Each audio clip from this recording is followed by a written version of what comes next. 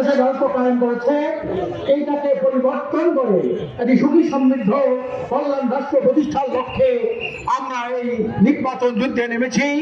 আমরা সারা দেশে সৎ এবং যোগ্য প্রার্থীদেরকে আমরা মনোনয়ন করেছি।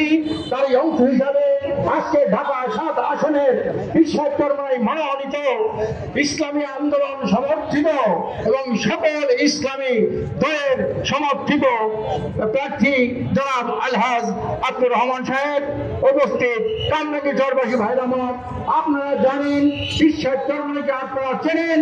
বিশ্বাস চরমাই চায় এই দেশে দুর্নীতি দুঃশাসন মুক্ত এটি শুধু সমৃদ্ধ কল্যাণ রাষ্ট্র প্রতিষ্ঠা করতে চায়। এই দেশে আর কোনদিন দুর্নীতিবাজরা ক্ষমতা আসতে না পারে, সন্ত্রাসীরা ক্ষমতা আসতে না পারে। দুর্নীতিতে 5 বার বিশ্ব চ্যাম্পিয়ন করেছে, দুর্নীতিতে আর বিশ্ব চ্যাম্পিয়নরা বানাইতে না পারে। একটা কার্যকর সংসদ প্রতিষ্ঠার লক্ষ্যে আপনারা জানেন শতভাগ মানুষের ভোটাধিকার প্রতিষ্ঠার জন্য আমরা পিয়ার পদ্ধতি নির্বাচন চাই। পিয়ার পদ্ধতি হলো 100% মানুষের ভোট নিশ্চিত হবে। বর্তমান যে পদ্ধতি 53 বছর চলছে তাতে কিন্তু শতভাগ জনমতে প্রতিফলন হয় না। একজনে ভোট পাইলে 51%, একজনে পাইলে 49%। যে 51% পাইলো ওই পাস করলো, আর 49% যে ভোট পাইলো ওই ভোটটা কত গেল। এই জন্য কোনো ভোট যাতে কত না যায়, প্রতিটি মানুষের ভোটাধিকার প্রতিষ্ঠা হয়। এই জন্য আমরা পিয়ার চাই। এই পিয়ারের নামে দাবি আদায়ের জন্য আজকে সারা দেশে সমস্ত থানায় থানায় ইসলামের পক্ষ থেকে আজকের এই প্রোগ্রাম হচ্ছে।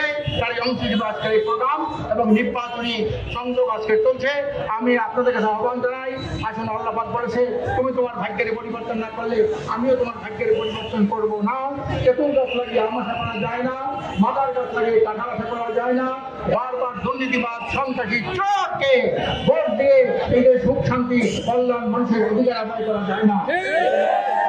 আকুল আবেদন রেখে গেলাম, আপনার 53 বছর অনেক দলকে আপনারা ক্ষমতায় দেখেছেন, এইবার আপনারা ইসলামকে রাষ্ট্রীয় ক্ষমতায় দেখবেন, এই আপনাদের কাছে এই প্রত্যাশা করে আমি আমার বক্তব্য শেষ করছি। আমার তৌফিক ইল্লা বিল্লাহ।